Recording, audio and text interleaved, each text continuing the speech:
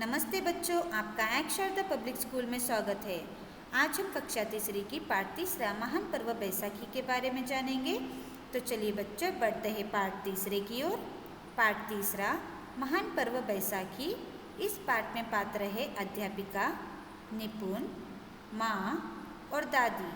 तो चलिए बच्चों, हमने इस पाठ के पहले सारांश को पढ़ चुके हैं, तो चलिए दूसरे सारांश को पढ़ेंगे।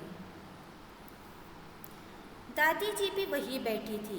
उन्होंने निपुण से कहा, बेटा तुम मेरे पास आओ, आज मैं तुम्हें बैसाखी पर्व के बारे में बताती हूँ।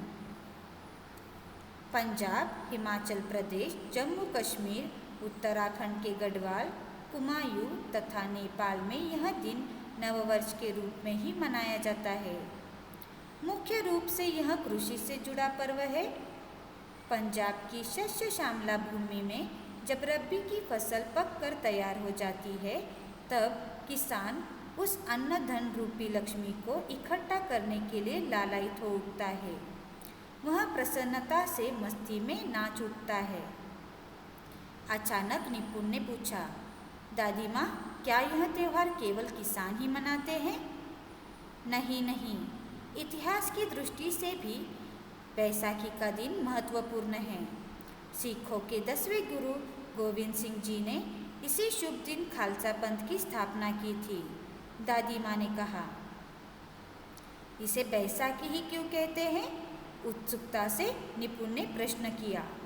तो चलिए बच्चों, इस सारांश को आप अच्छे से पढ़िए। तो चलिए बढ़ते हैं गतिविधि पहली की ओर। गतिविधि पहली, नीचे दिए गए प्रश्नों के उत्तर बोलकर अपनी कॉपी में लिखिए। प्रश्न पहला, दादी माँ ने निपुण से क्या कहा? उत्तर, उन्होंने निपुण से कहा, बेटा तुम मेरे पास आओ, आज मैं तुम्हें बैसाखी पर्व के बारे में बताती हूँ।